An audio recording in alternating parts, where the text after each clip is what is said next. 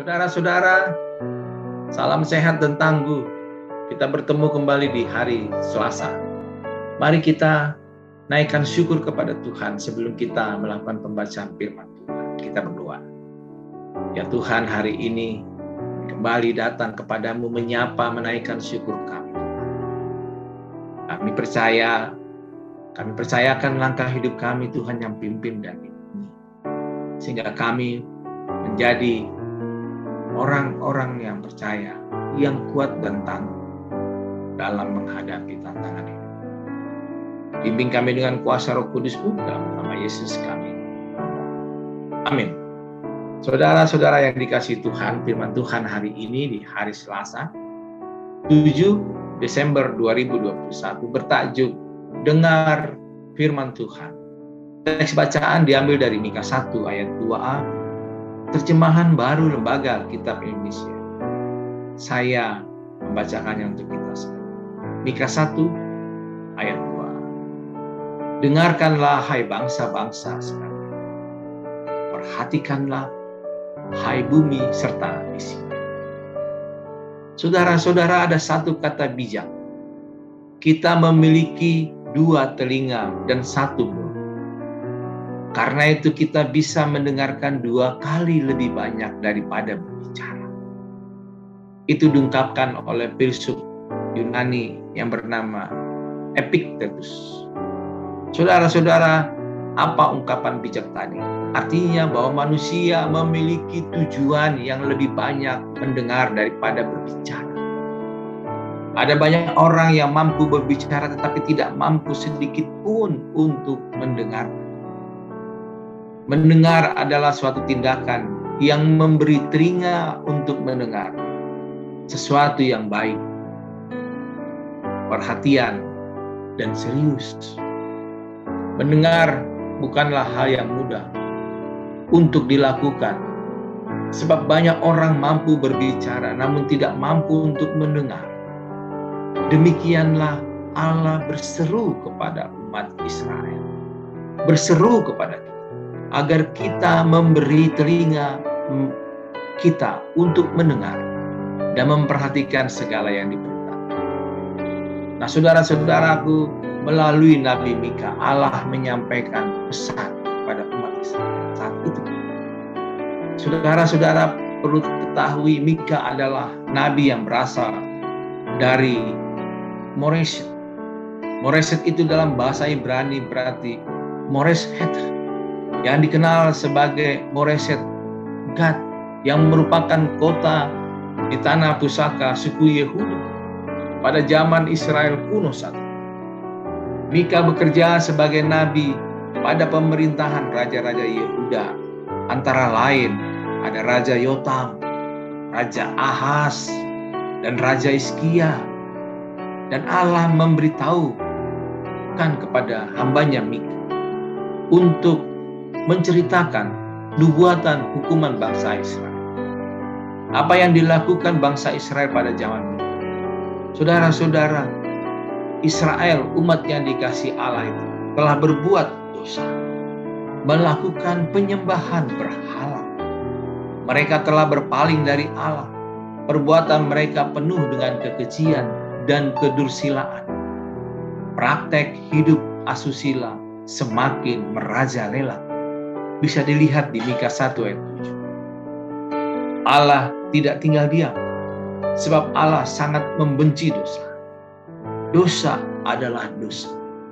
Yang dibutuhkan Allah adalah orang berdosa memperbaiki hidupnya menjadi lebih baik. Murka Allah telah mencapai puncaknya.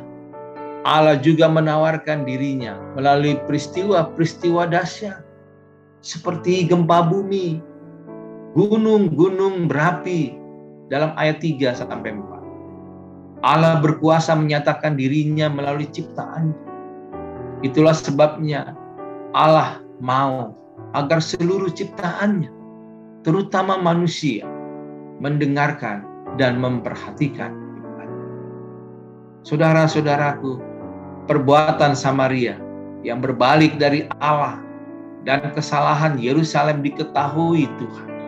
Bukan hanya itu, Bangsa-bangsa menjadi saksi dan bumi akan menyaksikan sendiri tindakan Tuhan Allah berdaulat atas segala bangsa, dan tidak ada satupun ruang di muka bumi ini yang tidak diketahui Allah. Seruan, dengar dan perhatikanlah firman Tuhan, sekaligus peringatan kepada Yehuda agar mereka tetap berjalan demi nama Tuhan. Jika segala bangsa-bangsa mengikuti ulahnya, namun umat Tuhan tetap berjalan di dalam terang. Saudara-saudaraku, Allah membenci pelanggaran dan murka atas dosa. Tetapi Allah mengasihi pendosa. Ia tidak ingin orang-orang berdosa semakin menjauh dari itu.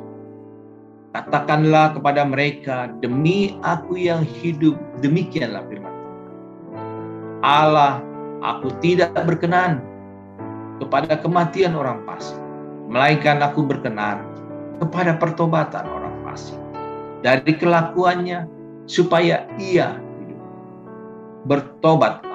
Bertobatlah dari hidupmu yang jahat. Mengapa kamu akan mati, hai kaum Israel? Seperti yang diungkapkan Nabi Yehezkiel 33 ayat 10. Karena itu Allah begitu besar kasih-Nya kepada umat. Ia mengingatkan dan memanggil umat-Nya untuk mendengar, memperhatikan segala firman. Lewat firman-Nya itu orang percaya dipanggil untuk satu, mendengarkan firman Allah. Sebab mendengarkan firman Allah adalah kewajiban dan kebutuhan dalam hidup setiap orang percaya. Firman Tuhan itu sumber kehidupan dan spirit semangat untuk kita.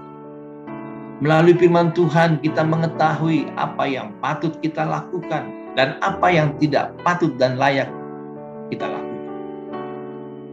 Ada ungkapan pemazmur 119 ayat 100 yang mengatakan, firman-Mu itu pelita bagi kakiku dan terang bagi jalanku.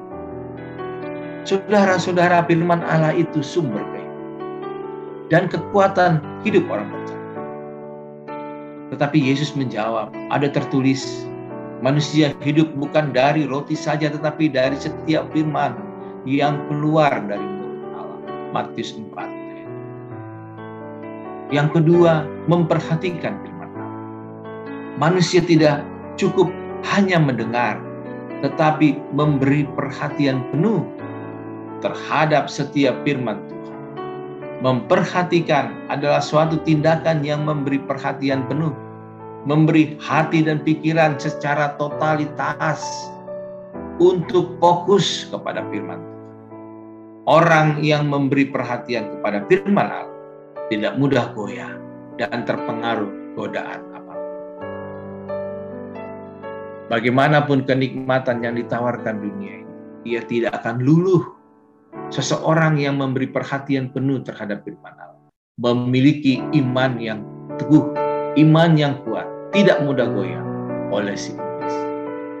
Yang ketiga, melakukan firman Allah. Orang percaya bukan saja mendengar, tetapi juga terpanggil menjadi pelaku-pelaku firman. Iman dan kepercayaan orang percaya harus diwujud nyatakan melalui perbuatan sebagai buah dari pertobatan. Hendaklah kamu menjadi pelaku firman dan bukan hanya pendengar saja. Sebab jika tidak demikian, kamu menipu diri sendiri. Sebab jika seorang hanya mendengar firman saja dan tidak melakukan, ia adalah seumpama seorang yang sedang mengamat-amati mukanya yang sebenarnya di depan cermin. Baru saja ia memandang dirinya, ia sudah pergi, dan ia segera lupa bagaimana rupa. Tetapi barang siapa meneliti hukum yang sempurna, yaitu hukum yang memerdekakan orang, dan ia bertekun di dalamnya, jadi bukan hanya mendengar untuk melupakannya, tetapi sungguh-sungguh melakukannya. Ia yang berbahagia oleh perbuatan, seperti ungkapan Yakobus 1 ayat 22-20.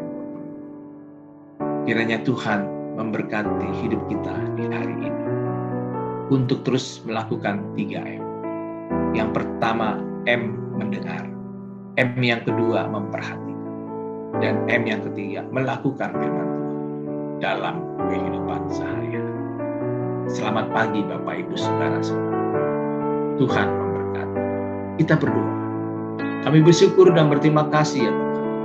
Nama-Mu yang kami permuliakan di dalam perjalanan. Biarlah kami dikuatkan oleh firman. Puji nama-Mu. Dalam nama Yesus kami memohon. Amin.